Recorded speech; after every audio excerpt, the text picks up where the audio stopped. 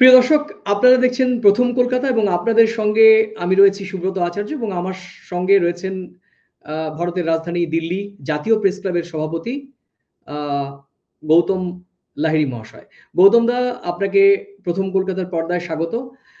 আপনি যখন আমাদের স্ক্রিন শেয়ার করেন তখন আ আ কলকাতা কিংবা ঢাকা বা বাংলাদেশের বাংলা ভাষাভাষী আমাদের ভারতের বাংলা ভাষাভাষী আমাদের প্রত্যেকেরই একটি কৌতূহল থাকে যে নিশ্চয়ই আলোচনার বিষয়বস্তু ইন্দো-বাংলা সম্পর্ক বা চলমান এই উত্থান-পতন নিয়ে।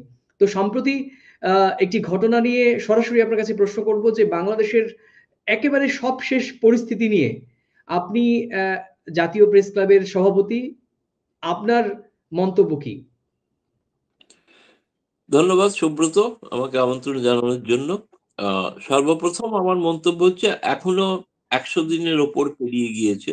বাংলাদেশে একটি আ আন্দোলনের প্রেক্ষাপটে একটি সরকার এসেছেন। যদিও সরকারটি নির্বাচিত সরকার নয়, কিন্তু সরকারি ক্ষমতায় তারা আছে। কিন্তু সেই সরকার দেখে আমাদের এখনো পর্যন্ত ধারণা হয়েছে সরকার এখনো আ স্থিতধী হতে পারেনি।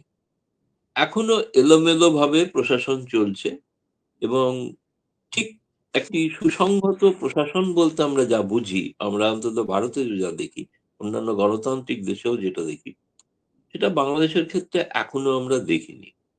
ফলে প্রাথমিক অবস্থায় মনে হয়েছে আমাদের কাছে একটা ইমপ্রেশন বা একটা তৈরি হয়েছে ভারতীয়দের কাছে যে অনেকেই যেটা বলছেনও আরকি সেটাকে অস্বীকার করা যাচ্ছে না। সেটা হচ্ছে নৈরাজ্য একটা পরিস্থিতি তৈরি হয়েছে এবং মনে হচ্ছে সেখানে কোনো প্রশাসকদের যারা প্রশাসক আছেন বা প্রধান উপদেষ্টা আছেন, তার কতটা নিয়ন্ত্রণে সব ঘটনাবলী আছে এটা স্পষ্ট নয়। কারণ তিনি কোনো প্রতিক্রিয়া জানাচ্ছেন না কোনো ঘটনার বিষয়ে, যে ঘটনাগুলো ঘটে চলেছে। ফলে সেইজন্য আমাদের আরো দেখার জন্য একটু অপেক্ষা করতে হবে। গৌতম দা, আপনি একেবারে সুনির্দিষ্টভাবে নৈরাজ্য শব্দটি ব্যবহার করলেন। খুবই তাৎপর্যপূর্ণভাবে আপনাকে যদি এই নৈরাজ্য শব্দটিকে একটু ব্যাখ্যা করতে বলা হয়, ঠিক নৈরাজ্য বলতে আপনি কি বোঝাতে চাচ্ছেন? নৈরাজ্য বলতে সাধারণত বোঝা যায় যদি যে কোনো রাষ্ট্রে আইন শৃঙ্খলা বলতে যেটা স্বাভাবিক, আইনের শাসন, সেটা যদি আমরা না দেখি। যেমন আমরা দেখতে পাচ্ছি না যে এখানে রহস্যজনকভাবে একটা সচিবালয়ের বেশ কিছু গুরুত্বপূর্ণ নথিপত্র পুড়ে গেল। সে বিষয়ে সরকারের সর্বোচ্চ পর্যায় থেকে এখনো কোনো মন্তব্য করা হয়নি। কেন, কি উদ্দেশ্যে, কারা পুড়িয়েছিল কেউ জানে না। আশা করব অন্তত ভারতীয়দের উপরে দোষ দেবেন না তারা। আ দ্বিতীয়ত দেখলাম যে একটি গুরুত্বপূর্ণ টেলিভিশন চ্যানেল তার সাংবাদিকদের সেখানে বরখাস্ত করা হয়েছে কোনো একজন জনৈক উপদেষ্টার হস্তক্ষেপে। আ এইসব বিষয়গুলো যেগুলো ঘটছে এবং সবথেকে বড় কথা সাধারণ মানুষের যে জীবনযাত্রার মান ক্রমাগত অধোগতিতে চলেছে। মূল্যবৃদ্ধি অস্বাভাবিক, আকাশছোঁয়া দাম। নিয়ন্ত্রণে যে সিন্ডিকেট রাজের কথা শেখ হাসিনা সময়ের কথায় বলা হতো, সেই সিন্ডিকেট রাজ এখনো তাদের সরকারি প্রশাসনের মদতে তারা রাজত্ব চালিয়ে যাচ্ছে। ফলে তাদের নিয়ন্ত্রণের কোনো লক্ষণ কিছু আমরা দেখিনি। অনেক কিছু দুর্নীতির বিরুদ্ধে ব্যবস্থা নিচ্ছে। দুর্নীতির অভিযোগে অভিযোগ দায়ের হচ্ছে, এফআইআর হচ্ছে, সবই হচ্ছে। কিন্তু দুর্নীতিগ্রস্ত মানুষ বা তাদেরকে যাদের সম্পর্কে অভিযোগ, সে সম্পর্কে কোনো সুনির্দিষ্ট কোনো পদক্ষেপ নিতেও দেখছি না। যেটা যেকোনো একটা কল্যাণকামী রাষ্ট্রের একটা প্রধান ভূমিকা হয়ে থাকে। তার প্রধান উদ্দেশ্য হচ্ছে জনতার কল্যাণ। ফলে এখানে জনতার কল্যাণটা অনেক পিছনের সারিতে চলে গিয়েছে বলেই আমাদের কাছে মনে হচ্ছে নৈরাজ্য। বেশ আরেকটি শব্দ ব্যবহার করেছেন। কার্যত আমার আমার মনে হয়েছে বিষয়টি নিয়ে আপনি তীর্যকভাবে খোঁচাও দিলেন যে, এই সচিবালয় অগ্নিকাণ্ডের ঘটনায় আপনি বলতে চাইছেন যে, ভারতীয়দের যাতে আবার দোষ না দেয়া হয়। আমি একটি আপনাকে প্রশ্ন করছি সাংবাদিক হিসেবে। বাংলাদেশের এক শ্রেণীর মানুষ তারা বলছেন যে, বাংলাদেশে যা খুশি তাই হোক। ভারতীয়দের কি? কারণ ভারত ৫৩ বছর ধরে বাংলাদেশকে শোষণ করেছে। আমি জানি না এটার একমাত্র প্রমাণ হবে যে ভারত শোষণ করেছে কি করেনি, সেই বিষয়টা নিয়ে একটা গণভোট হয়ে যাক বাংলাদেশে। সুষ্ঠু, নিরপেক্ষ, অবাধ একটা গণভোট হোক। এবং দেখা যাক সেখানকার মানুষ কি বলে। আপনি ভারতীয়রা ৫৩ বছর ধরে শোষণ করেছে অভিযোগ করবেন। ভারতে ভিসা না দেওয়ার জন্য কাতর অনুনয় বিনিময় থেকে ক্ষোভ প্রকাশ করবেন, দুটো তো একসঙ্গে চলতে পারে না। ভারত তো আপনাদের শোষণ করবে না, সিদ্ধান্ত নিয়ে নিয়েছে। এবং আপনাদের কোনো ভিসাও দেবে না। তো আপনারা অন্য কোথাও চলে যান, অন্য কোথাও থাকুন। ভারতে আসার জন্য এত আগ্রহী কেন এত? তারা আমার কাছে কিন্তু মনে হচ্ছে যে এটা এক শ্রেণীর, এখন শুনুন, সত্যি কথা বলতে গেলে কি, শেখ হাসিনার সময় সংবাদপত্রের বা গণমাধ্যমের ভূমিকা ছিল কেবলমাত্র সরকারের প্রশংসা করা। সরকারের কাজকর্মের কোনো সমালোচনামূলক কথা বলা, সেটা খুবই কম, মানে সংখ্যায় আমরা খুবই কম দেখেছিলাম। এটা ঘটনা। হুম, একইভাবে রাতারাতি ৫ই আগস্টের পর যারা শেখ হাসিনার প্রায় রীতিমতো তোষামত করত, তারা শিরোনামটাই বদলে গেল। শিরোনাম বদলে গিয়ে তার পরের দিন থেকেই আ তারা একই রকমভাবে এই নতুন সরকারের যে তথাকথিত সরকার, আমি তথাকথিত বলছি, কোন সরকার বলে কিছু নেই। হুম। এই তথাকথিত সরকার, তাদের হয়ে তারা কথা বলতে শুরু করলেন। তার বিরুদ্ধের কোনো কথাও বলছেন না। যে ঘটনাগুলো ঘটছে বাংলাদেশে, খুব হুম। সামান্যতম সেগুলো রিপোর্ট হচ্ছে। গণমাধ্যম যদি স্বাধীন যেখানে না থাকে, সেখানে গণতন্ত্রের কোনো অস্তিত্ব আছে বলে আমরা মনে করি।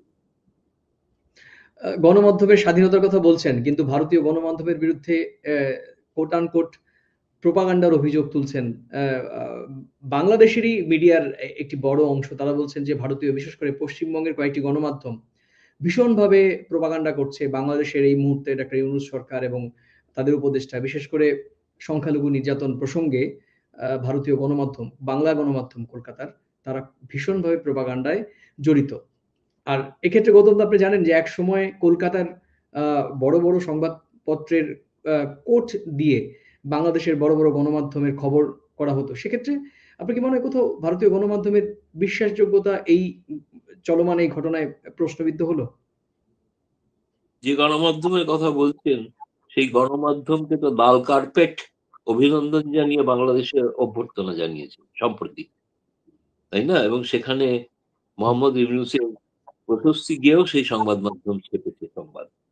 এমনকি প্রধান উপদেষ্টা, যিনি প্রেস উপদেষ্টা, তিনি হুম। একটি ভারতীয় সংবাদ মাধ্যমের সাংবাদিকদের নিয়ে একটা WhatsApp গ্রুপ তৈরি করেছেন। এবং তাতে তিনি তাদেরকে সেখানে অন্তর্ভুক্ত করেছেন। একটু ভাবের ঘরে চুরি হচ্ছে আরকি। আর কিছুই না। বাংলাদেশের সাধারণ মানুষকে বোকা বানানোর জন্য নানাবিধ কথা এসব প্রচার করা হয়। আপনি যে কথা বলছেন যে বাংলাদেশের সমস্ত অনেক বাংলাদেশের বহু মানুষ মুখ খুলছেন না। এটাই হচ্ছে আসল কথা। সেটা হচ্ছে সঠিক কথা। কারণ হচ্ছে বাংলাদেশে যারা মুখ খুলছেন, আর বাংলাদেশের গণমাধ্যমের প্রতি আমার করুণা হচ্ছে। কারণ তারা একটা চাপের মধ্যে আছেন। আপনি জানেন তো, বললাম তো কিছুক্ষণ আগে যে একটা টেলিভিশন চ্যানেলকে কিভাবে বরখাস্ত করা হয়েছে সাংবাদিকদের। বাকিরা বরখাস্তের মুখে আছেন, যদি না তারা এই সরকারের প্রশস্তি না পান। ফলে এদের হাত পা বাঁধা। এবং আপনি হয়তো অভিযোগ করতে পারেন, বলতে পারেন শেখ হাসিনার সময় এমন ছিল। শেখ হাসিনার সময় এরকম হয়নি, গণমাধ্যমের হয়নি। হয়েছে, অনেকের বিরুদ্ধেই হয়েছে। হয়নি যে তা নয়। তার গৌতম দা আমি প্রতিবাদ আমি আমরা তখনই করেছি। একটু ইন্টারাপ্ট করে শুধু বলব যে শেখ হাসিনার সময়কাল ১৫ বছর। আর আপনার ভাষায় তথাকথিত এই সরকারের সময়কাল ১৫ মাসও হয়নি। তাতে যে প্রেক্ষাপটগুলো হয়েছে, ধরুন যে সাংবাদিকদের আপনি সবাই চিনি, যারা হয়তো বিভিন্ন আ প প পত্রিকার সম্পাদক হয়েছেন, বিভিন্ন সাংবাদিক সংগঠনগুলোর সভাপতি, সেক্রেটারি হয়েছিলেন। তারা নিঃসন্দেহে ১৫ বছরের সরকার ঘনিষ্ঠই ছিলেন। এবং বিভিন্ন দূতাবাসের প্রেস উইং এ গেছেন কিংবা পলিটিক্যাল সেক্রেটারি হিসেবে গেছেন। কিন্তু দেখা গেছে যে এই সরকার শেখ হাসিনা সরকারকে যারা কট্টরভাবে সমালোচনা করেছে, তারাই কিন্তু পুরস্কার স্বরূপ এখন এই ১৫ মাসের মধ্যেই বিভিন্ন টেলিভিশন বা পত্রিকার কিংবা আন্তর্জাতিক গণমাধ্যম থেকেও বেশ কয়েকজন সাংবাদিককে বিভিন্ন দূতাবাসে পোস্টিং করা হয়েছে। তাহলে বিষয়টি ওই আপনি ভাবের ঘরে চুরি যেটা বলছিলেন যে প্রেস উইং থেকে ভারতীয় সাংবাদিকদের নিয়েই একটি WhatsApp গ্রুপ করা হয়েছে এবং একই সঙ্গে আপনার এই তথ্যটি একদম নতুন এবং আমার চোখে পড়েছে যে ১ টি ২ টি গণমাধ্যম বা টেলিভিশন চ্যানেলের খবর নিয়ে আ বাংলাদেশের সাধারণ গণমাধ্যম বা সাধারণ মানুষের যে উষ্মা, ঠিক সেই গণমাধ্যমেই কিন্তু আমরা দেখা যাচ্ছে যে বাংলাদেশের প্রায় সব দলের রাজনীতিকরাই এখন কিন্তু আ ইন্টারভিউ দিচ্ছেন। মানে স্ক্রিন শেয়ার করছেন। না, আমি তো বললাম বাংলাদেশের আপনাদের ওখান থেকে আ ধরুন বাংলাদেশ থেকে ভারতীয় গণমাধ্যম বলতে বিশেষ করে পশ্চিমবঙ্গের মতো আরো ২৭ টি প্রদেশ ভারতে আছে। ভারত একটা বৃহৎ দেশ, যে দেশে একমাত্র বাংলাদেশের সঙ্গে সীমানাবর্তী যে রাজ্যগুলো, সেখানে বাংলাদেশের ঘটনাবলী নিয়ে আলোচনা হয়ে থাকে, প্রভাব থাকে। আপনি সুদূর দক্ষিণ ভারতে চলে যান, সেখানে কোনো আলোচনা, এক লাইনও কোনো সংবাদপত্রে খবর প্রকাশ হতে দেখবেন না। আমি বলছি বিন্ধ্যাচলের ওপারে কোনো সংবাদ মাধ্যমে বাংলাদেশ নিয়ে খবর জানেও না বোধহয় যে বাংলাদেশ বলে একটা দেশ আছে। জানতে পারে, কারণ এখন তো চেন্নাই-ফেন্নাইতে কনসুলেট হয়ে গেছে। ফলে সেই কারণে জানতে পারে। না, আমি বলছি বাংলার যে অভিযোগ ভারতীয় গণমাধ্যমের বিরুদ্ধে, আমাদের ভারতীয় গণমাধ্যমের বাংলাদেশের গণমাধ্যমের বিরুদ্ধে কোনো অভিযোগ নেই। কোনো অভিযোগ নেই এই কারণেই, আমরা মনে করি তাদের একটা চাপের মধ্যে, এ কারণে বাংলাদেশে গণতন্ত্র বিকশিত হয়নি। ধরুন, যারা একটা সময় শেখ হাসিনা সরকারে বা আওয়ামী লীগের সরকারে ঘনিষ্ঠ ছিলেন, একমাত্র সেটাই তো তার অপরাধ বলে মানা যায় না। হতেই পারেন তিনি ঘনিষ্ঠ। দ্বিতীয়ত, আজ যারা ঘনিষ্ঠ, ভবিষ্যতে অন্য কোনো সরকার হলে তাদের বিরুদ্ধেও যদি একই ব্যবস্থা নেওয়া হয়, যাতে তারও প্রতিবাদ করা উচিত, এবং করবো আমরা। ফলে কেউ কারুর ঘনিষ্ঠ হচ্ছেন বলে তাকে কারাবন্দী করতে হবে, চাকরিচ্যুত করতে হবে, প্রেস ক্লাবের সদস্যপদ খারিজ করতে হবে, অ্যাক্রিডিটেশন কার্ড বাতিল করে দিতে হবে, তাকে প্রায় না খেতে পেয়ে, আমার কাছে বহু সাংবাদিক ফোন করেন, আমার বন্ধু যারা পরিচিত হয়েছিলেন, আমি দীর্ঘকাল বাংলাদেশে, বলছে দয়া করে একটা অন্তত চাকরির ব্যবস্থা ভারতে করে দিন।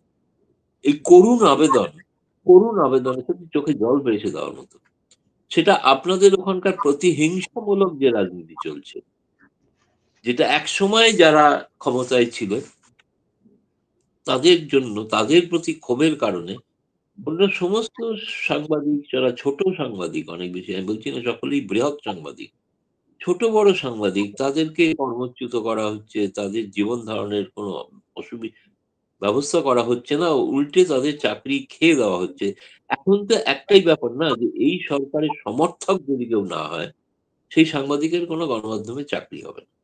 তাহলে কি দাঁড়ালো? এই আমরা এই সংবাদ, সরকারের সমালোচক এমন একজনও সাংবাদিকের কেউ যদি নাম বলে থাকেন যে তাকে চাকরি দেওয়া হয়েছে, পদোন্নতি দেওয়া হয়েছে, আমি আপনার চ্যানেলে ক্ষমা চেয়ে নেব। ফলে আমার কাছে এই তথ্যটা পাওয়া দরকার। ফলে তথ্যটা আমার কাছে নেই।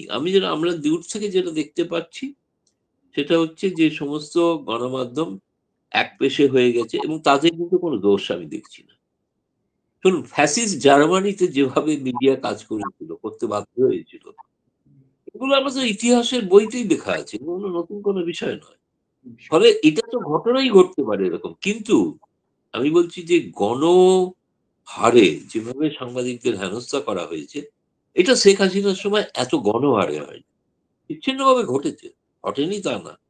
এবং আমি সেগুলো প্রত্যেকটা ঘটনারই নিন্দা করি যা ঘটেছে। কিন্তু আজকে ধরুন, এই সরকার তো মনে করেন সংবাদ মত প্রকাশের স্বাধীনতা আছে। সমস্ত এডিটর্স গিল্ড পর্যন্ত তারা আবেদন করেছেন।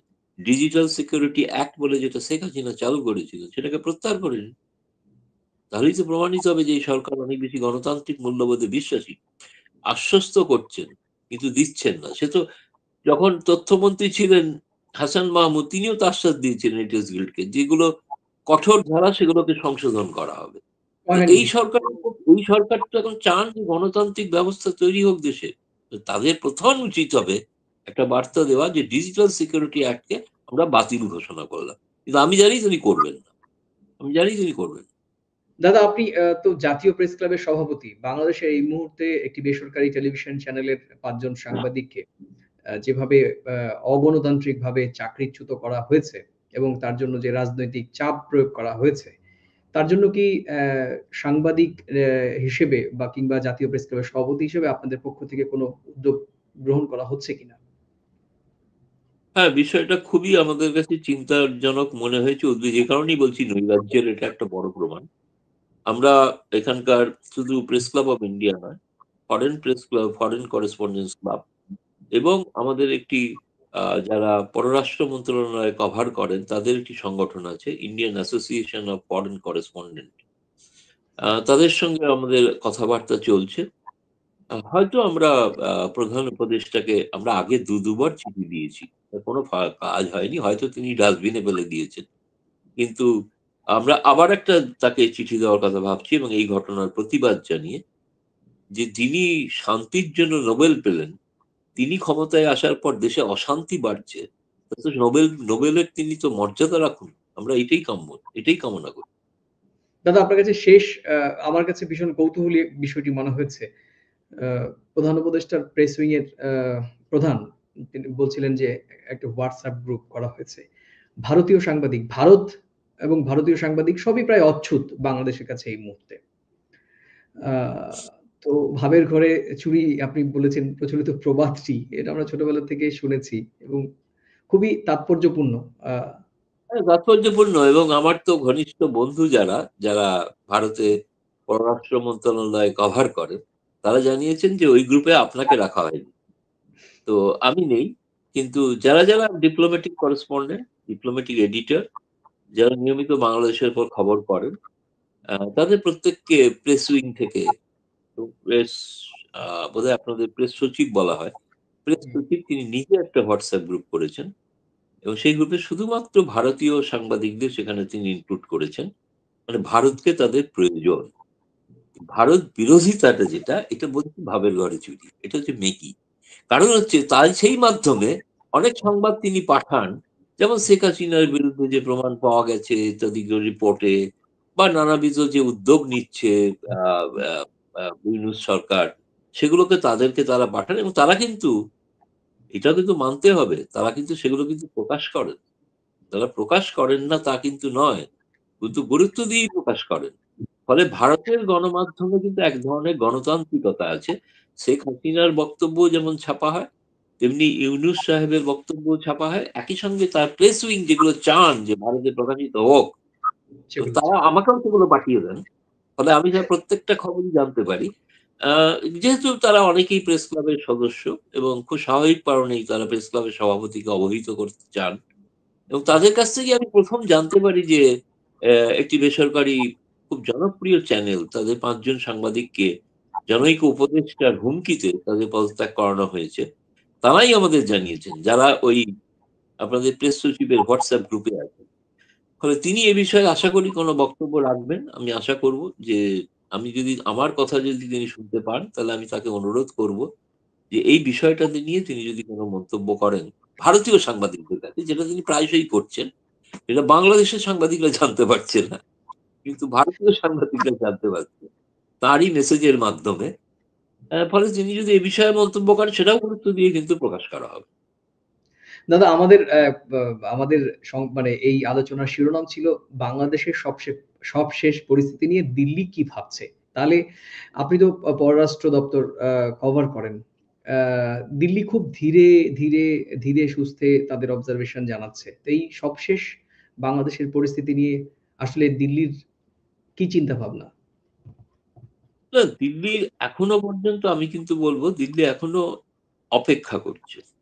কিন্তু দিল্লি স্পষ্টত এটাও জানিয়েছে যে তারা কিন্তু যেই সরকার থাকুক তার সঙ্গে কিন্তু সম্পর্ক তারা রাখতে চান এবং যে সম্পর্কগুলোর ভিত্তিতে দুদেশের মানুষের উপকার হয় এমন বিষয়গুলোকে নিয়ে তারা কিন্তু কাজ করতে আগ্রহী। নইলে আ পররাষ্ট্র সচিব ঢাকা সফর করতেন না। ১। ২ হচ্ছে দেখুন ১৯৭৫ সালের পরেও বহু সরকার বাংলাদেশে এসছে। ১৯৯১ সালের আগে পর্যন্ত, খালেদা জিয়া সরকারের আগে পর্যন্ত। তাদের কি কারোর সঙ্গে ভারত সরকারের সম্পর্ক ছিল না? সম্পর্ক তো ছিল। জিয়াউর রহমানের সঙ্গে ছিল, এরশাদের সঙ্গে ছিল, পরবর্তীকালে সামরিক শাসনের সঙ্গে ছিল, সামরিক সমর্থিত 1/11 সরকারের সঙ্গে ছিল এবং তাদেরকে ভারত আমন্ত্রণও জানিয়েছিল। এমনকি যখন মোহাম্মদ ইউনূস আ প্রায় ঘোষণা করে ফেলেছিলেন ওই সময়ে যে একটা রাজনৈতিক দল গঠন করবেন, তখন ভারত সরকার তাকে কিন্তু আমন্ত্রণ জানিয়েছিলেন ভারতে। ফলে আমি বলছি যে এই বিষয়গুলোতে দিল্লি এখনো সেই ধরনের সম্পর্ক রাখার পক্ষে আগ্রহী। রাখতেই হবে। এখন ৪,০০০ উপর কিলোমিটারের একটা সীমান্ত। এখানে উপেক্ষা করে তো কিছু থাকা যাবে না। প্রতিবেশীকে তো উপেক্ষা করা যায় না। অপেক্ষা করা যাবে না। প্রতিবেশীর সঙ্গে আপনি ঝগড়া করতে পারেন, সবই করতে পারেন। কিন্তু আপনাকে কখনো তার সঙ্গে সৌহার্দ্যও দেখাতে হবে। ফলে না হলে কিন্তু বিপদটা তো ভারতের বেশি। দাদা আপনাকে অনেক ধন্যবাদ। আমাদের সঙ্গে প্রায় ২১ মিনিট ধরে আপনি আপনার মূল্যবান মতামত আমাদের সঙ্গে আমাদের দর্শকদের সামনে তুলে ধরলেন। প্রিয় দর্শক, আপনারা তখন দেখছিলেন প্রথম কলকাতার আয়োজন, প্রাসঙ্গিক প্রসঙ্গ, এবং শেষ করব ভারতের প্রাক্তন প্রধানমন্ত্রী, প্রয়াত প্রধানমন্ত্রী ডক্টর মনমোহন সিং। গতকালই তিনি প্রয়াত হয়েছেন। তার আত্মার প্রতি গভীর গভীর শ্রদ্ধা এবং তার পরিবারের প্রতি সর্বদা জানেন যে ভারতের 7 দিনের রাষ্ট্রীয় শোক কর্মসূচি চলছে। আমরা প্রথম কলকাতার পরিবারের এই গভীর শোকাবহে আমরাও কিন্তু শামিল হয়েছি। তো প্রিয় দর্শক, ভালো থাকুন, সুস্থ থাকুন, সবাই নিরাপদে থাকুন। নমস্কার। নমস্কার, ধন্যবাদ।